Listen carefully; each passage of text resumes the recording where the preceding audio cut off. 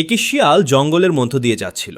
তখনই একটি বাঘ লাফ দিয়ে শিয়ালকে ধরে ফেলল এবং বলল, শিয়াল, তোকে অনেক দিন পর পেয়েছি, আজকে তোকে খাবো। হা হা হা। তখন শিয়াল বলল, বাঘ ভাই, তুমি আমাকে খেও না, আমি তোমাকে প্রতিদিন একটি করে শিকার ধরে এনে দেব। বাঘটি বলল, যা, তোকে ছেড়ে দিলাম, কিন্তু তুই যদি প্রতিদিন শিকার ধরে এনে না দিস তাহলে তোকে খেয়ে ফেলবো। শিয়ালটি সেখান থেকে চলে গেল।